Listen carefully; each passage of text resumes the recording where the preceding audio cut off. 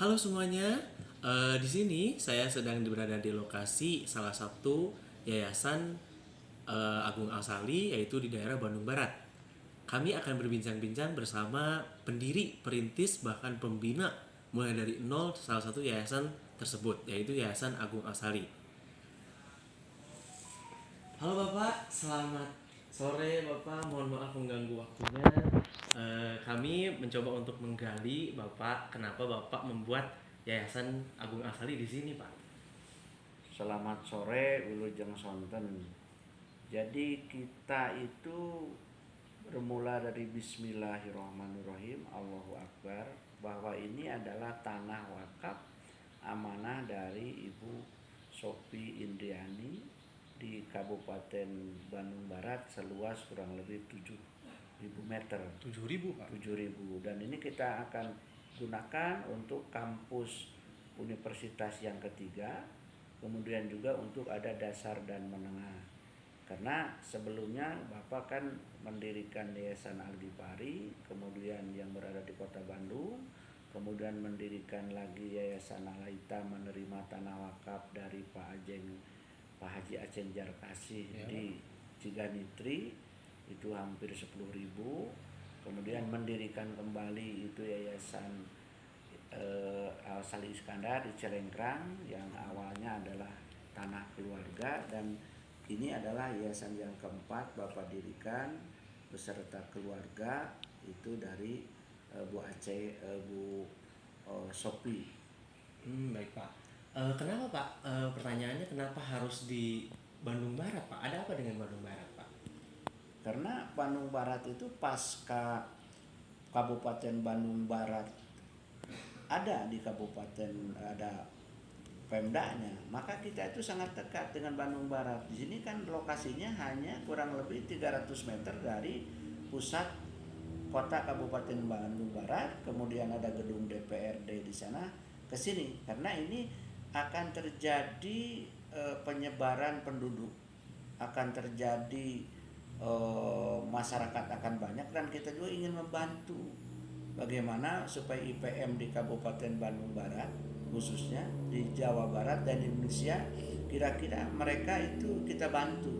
Karena boleh yang masuk ke universitas kita ini yang mampu silahkan bayar, yang tidak mampu juga silahkan dengan ketentuan apakah melalui KIP atau melalui beasiswa, Bantuan-bantuan yang lain. oh ya, bantuan yang lain. Dan alhamdulillah tahun ini kita baru satu angkatan pertama, kita 21 Desember Dua-dua?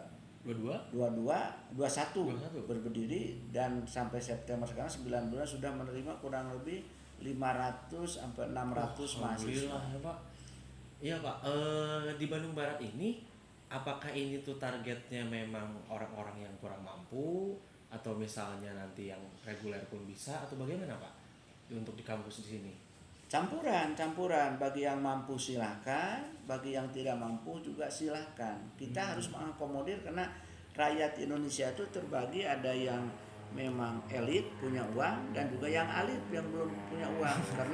Karena hampir sekian persen masyarakat Jawa Barat itu sangat kecil untuk terserap di perguruan tinggi lulusan ini. Jadi karena mungkin terlalu jauh sekolahnya atau kuliahnya, kita fasilitasi. Alhamdulillah ya, Pak.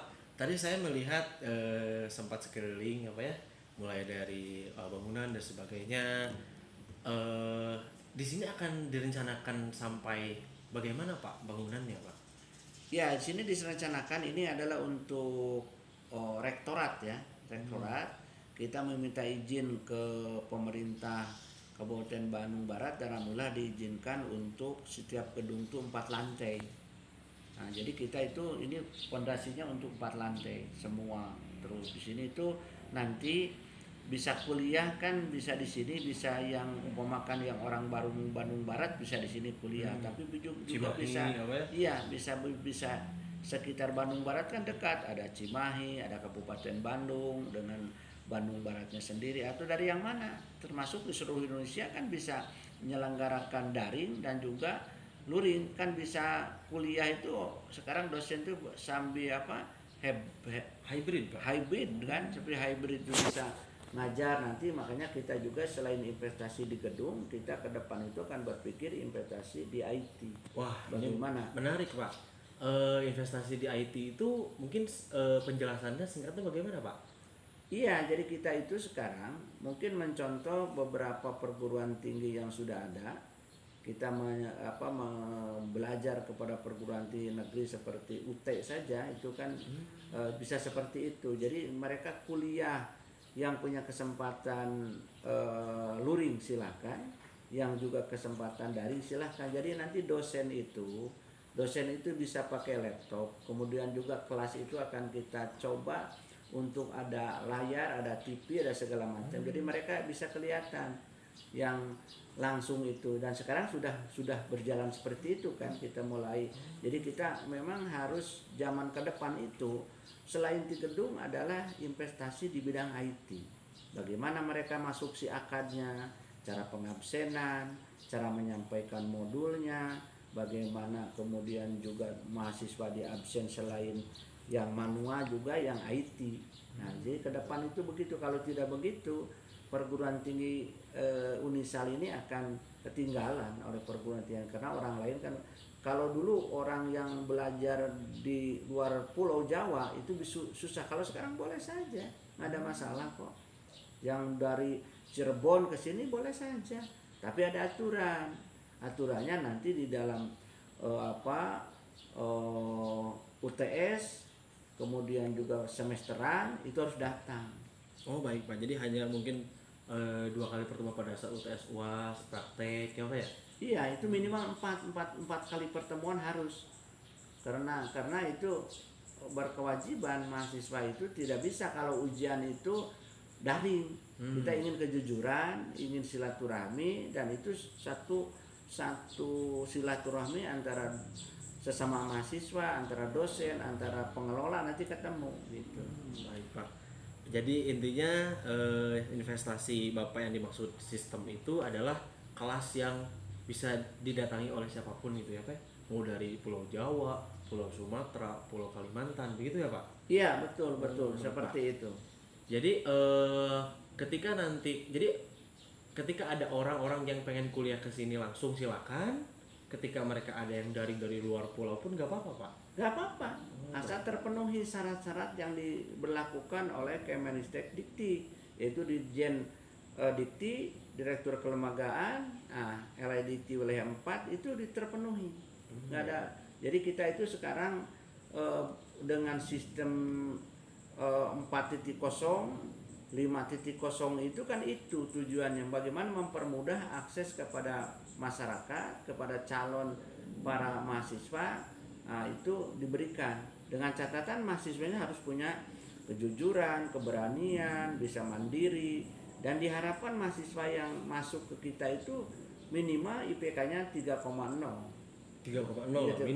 minimal supaya mereka mampu bersaing terdorong dengan teman-teman lain juga saling ini gitu, saling termotivasi untuk berprestasi. Dan bagi mahasiswa sendiri memang tidak kuliah biasa-biasa, tapi harus melakukan kuliah yang luar biasa, membuat inovasi yang luar biasa, membuat kegiatan yang berbeda baik di UKM-nya maupun di kemahasiswaannya, di BEM-nya, jadi atau di masyarakat sama sekali. Karena mahasiswa zaman sekarang itu harus berimbang antara pemikirannya cum laude dengan sikapnya juga cum laude. Jadi sudah tidak zamannya lagi orang hanya ngotak-ngatik di perpustakaan, hanya ngotak-ngatik skripsi. Dua-duanya harus ini. Mungkin yang senang politik silakan berpolitik, yang senang wirausaha, yang senang olahraga, kegiatan yang lain silakan. Karena dengan sistem kampus merdeka kan. Kampus merdeka itu karena mereka hampir 3 semester bahkan 4 semester boleh di masyarakat dan harus gitu. Kalau sekarang ini, kalau dulu kan cuma KKN berapa bulan, kalau sekarang enggak, bahkan boleh membuat skripsi hasil karya mereka. Jadi seperti itu kalau yang sekarang ini ya Pak, tugas akhir Pak ya. Jadi memang ini adalah salah satu universitas yang Bapak dirikan. Bapak kan memiliki, dari data yang kami punya, Bapak Sali Iskandar, teman-teman, Bapak Sali Iskandar ini punya 4 yayasan. empat yayasan itu ada Yayasan Al-Ghifari, Yayasan Pendidikan Al-Aitam, Yayasan Agung Al-Sali ya Pak, dengan Iya. Yayasan Al-Sali Iskandar, yang ini Agung Al-Sali begitu. Nah Pak, kok kenapa bisa Pak Bapak mendirikan 4 yayasan ini Pak? Iya, sebenarnya itu kan hanya Allah, 100% itu adalah campur tangan Allah. Karena Bapak itu dimulai dari keprihatinan orang kampung, punya modal itu tidak dibayar orang tua, usia 2 tahun ibu sudah meninggal, Bapak hanya sekedar tukang aduk dan tukang petani, buruh Buruh tani tani. kasar, tukang menjual boboko, ayakan, asipan. Dan punya kakak itu Bapak adalah 5, 3 tamat SD, tidak tamat SD, 2 tamat SD. Dari situ modalnya. Dan dari sejak SD, SMP, SPG, kemudian ke Unpad, itu semua adalah petunjuk Allah, berusaha sendiri, membiayai sendiri. Jadi ketahanan untuk punya yayasan tidak ujug-ujug, tidak tiba-tiba, tapi ada dasar yang memang harus melekat, yaitu bagaimana jiwa untuk bisa mandiri. Karena Bapak sendiri dulu oleh Pak Guru Pak Rohman Iskandar ditanya, kan nama Bapak sendiri bukan Sali Iskandar, nah Bapak itu Ali namanya. Tapi begitu di kampung itu disebut si Ali, kalau si itu Pak rendah gitu. Nah, begitu di SD ditanya, itu erek nama si Ali atau nama Ali. Akhirnya Pak Roman Iskandar sudahlah di STTB nama Sali saja, jadi dari si dan Ali dijadikan jadi Sali. Iskandar sendiri itu adalah pemberian dari guru. Karena kakak bapak itu kan yang paling besar itu namanya Noh, Dana, Oni, Ajan, Ganda, 5 dan Bapak Ali namanya. Jadi pondok-pondok gitu. Jadi di situ, jadi kita juga tidak pernah berpikir gimana caranya membuat yayasan, Bapak juga nggak tahu. Yang penting itu Bapak lakukan aja, nggak pernah dipikir, nggak pernah direncanakan, nggak pernah gimana, ya udah aja jalani aja. Tidak pernah Bapak itu berpikir bahwa ini sukses, bahwa ini gagal, jalani aja. Dan ternyata Allah memberikan kesempatan seperti ini. Dan ingat, itu bukan keberhasilan Bapak. 100% adalah doa dari orang tua, kemudian juga dari keluarga yang sekarang, juga dari teman-teman, dari tukang sapu, kemudian tata usaha, dosen, guru, dan termasuk anak asuh. Itu semua doa-doa mereka. Mungkin hanya Bapak itu hanya seperti keran saja, karena sebetulnya itu jatah mereka.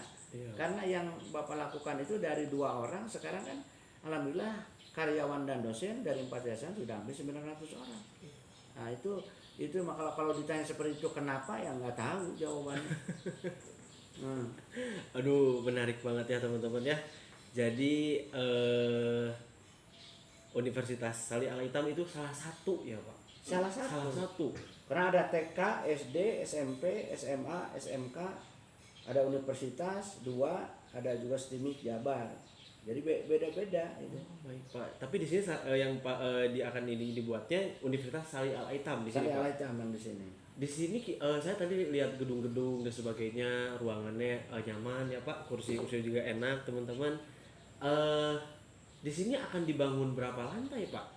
Untuk menampung berapa orang kira-kira? Di sini akan dibangun hasil izin dari Pemda 4 lantai. 4 lantai. 4 lantai.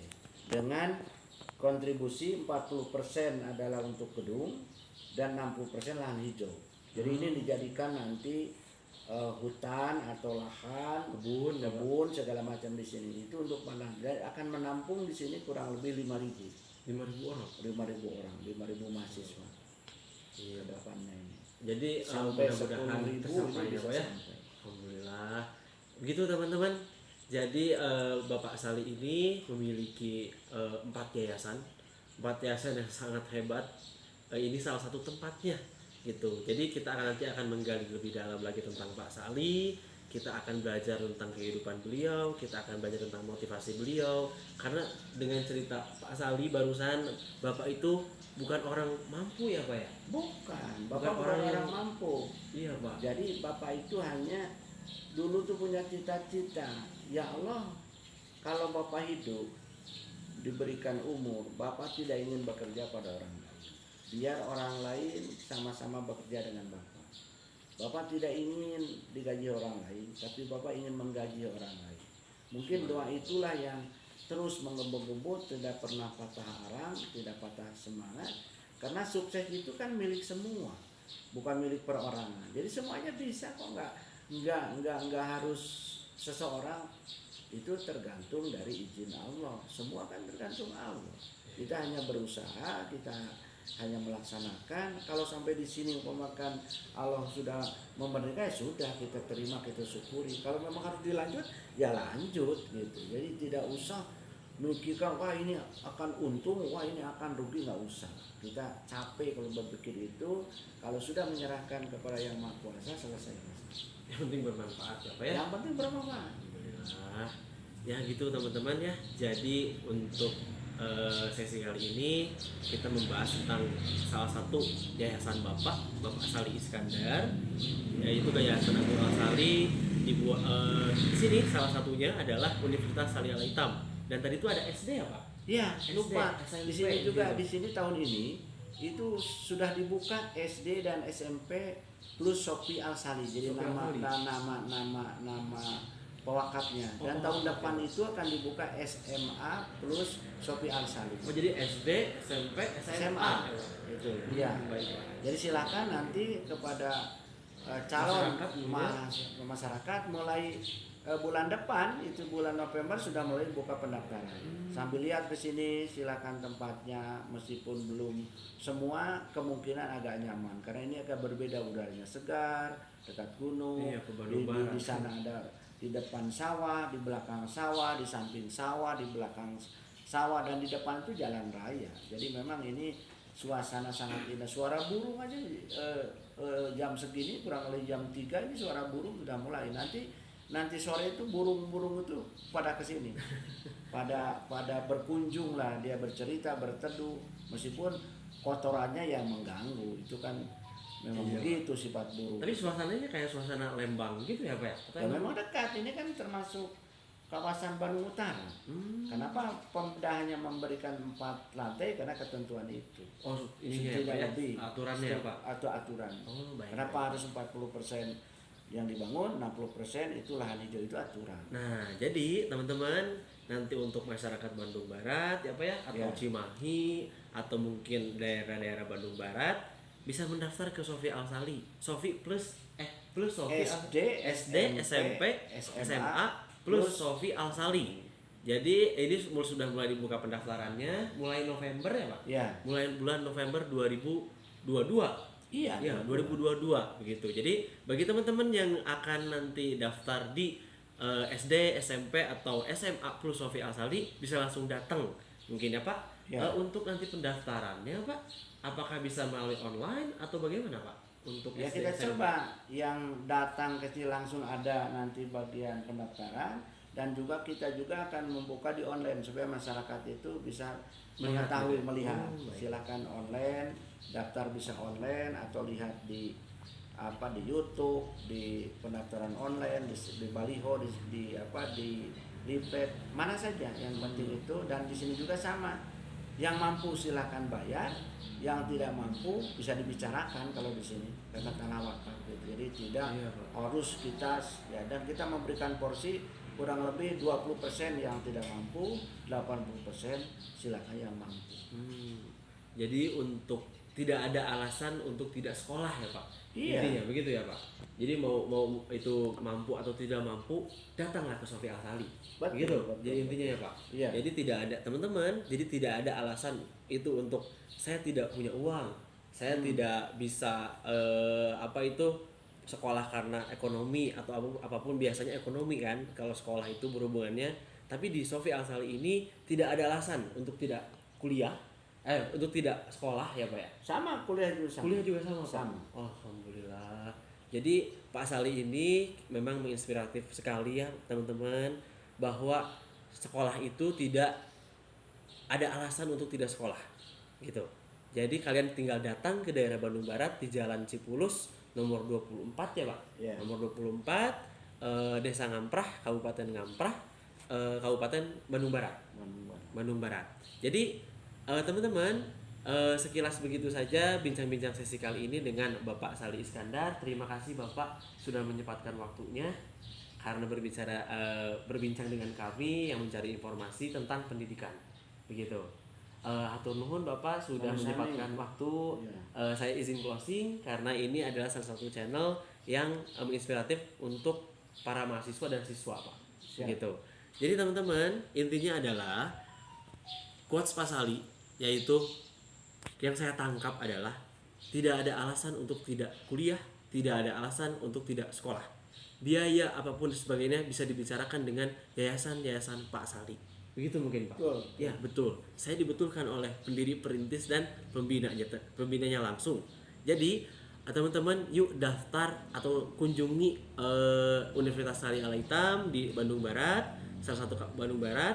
Lalu yang kedua itu di dasar menengahnya SD, SMP dan SMA plus Sofi Al-Sali yang lokasinya masih di sini ya Pak ya. Betul. Ya, cuman kelasnya mungkin berbeda, gedungnya berbeda. Begitu teman-teman. Jadi terima kasih sudah mendengarkan bincang-bincang singkat bersama pendiri perintis pembina Yayasan Agung Al-Sali, yaitu ada Universitas Sari Al-Hitam, SD, SMP, SMA plus Sofi Al-Sali. Bye-bye, semoga bermanfaat. Jangan lupa datang ke lokasi ini ya. Wassalamualaikum warahmatullahi wabarakatuh. Baik.